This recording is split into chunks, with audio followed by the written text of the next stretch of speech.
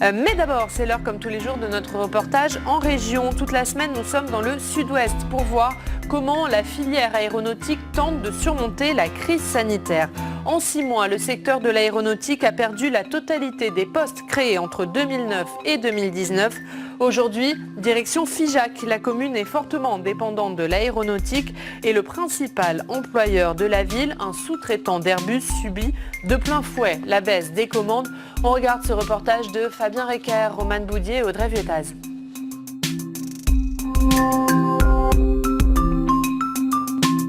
Derrière moi, vous apercevez la commune de Figeac. 10 000 habitants, dont un tiers travaillent dans le secteur de l'aéronautique et notamment à Figeac Aéro. C'est une entreprise qui fabrique des planchers d'avion, des trains d'atterrissage. C'est aussi l'un des premiers sous-traitants d'Airbus. Figeac Aéro qui subit de plein fouet la crise que connaît le secteur aéronautique. Depuis la fin du confinement, les carnets de commandes se vident et le chômage partiel a été instauré.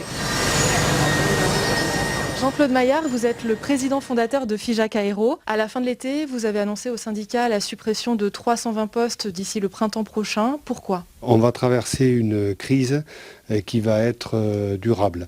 Elle va durer entre 4 et 5 ans, suivant les versions optimistes ou pessimistes. Et on ne peut pas conserver tout notre effectif pendant 5 ans uniquement avec des formules de chômage partiel. Donc on est obligé de faire des bénéfices et pour faire des bénéfices, alors que l'activité est en baisse de 40%, malheureusement on est obligé de faire un plan de licenciement.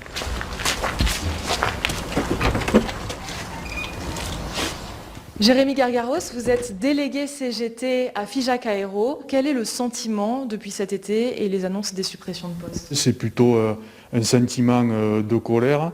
On s'attendait effectivement à des annonces à la rentrée, mais bon, on ne s'attendait pas à ce que ce soit des suppressions d'emplois pures et fermes.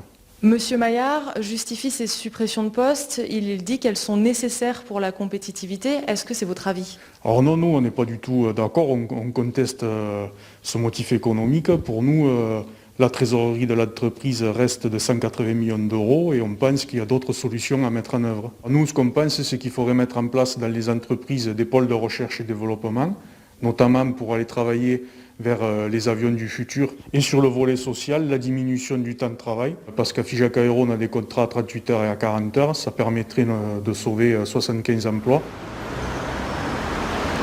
Si le plan de licenciement est mené à son terme, de nombreux employés hyper spécialisés envisagent de quitter Figeac et sa région pour trouver du travail ailleurs. Ils emmèneraient avec eux leur famille, écoles, commerces, restaurants. C'est tout un écosystème qui serait alors menacé.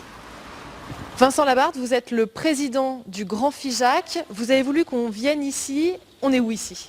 C'est le centre de formation de l'industrie du futur. Vous avez toutes les machines ici qui représentent en fait le meilleur de la technologie qu'on puisse trouver. C'est un centre qui a été financé en partie par le Grand Figeac, un centre de formation inauguré au début de l'année, en pleine crise de l'aéronautique. Pas le meilleur moment. Effectivement, il n'ouvre pas au meilleur moment, mais je crois en tous les cas qu'il sera très utile pour pouvoir former les personnes qui aujourd'hui sont en situation délicate, notamment dans une ou deux de nos entreprises qui ont un PSE. Les salariés auront besoin de pouvoir se former sur les dernières technologies. Est-ce que ces plans de licenciement vous inquiètent ? Oui, bien sûr, il y a une forme d'inquiétude, on ne peut pas dire le contraire. On a à peu près 27% de l'emploi industriel sur notre territoire, alors que la moyenne française est à 12%. Donc oui, on est inquiet, mais par contre, on est aussi plein d'espoir. Et ce centre doit nous permettre de garder sur notre territoire un maximum de compétences. Avant la crise, Figeac avait du mal à faire venir les actifs sur son territoire. Avec ce centre de formation, elle espère que malgré les plans sociaux, ils choisiront de se perfectionner ici et de rester, le temps que le secteur aéronautique retrouve son altitude de croisière.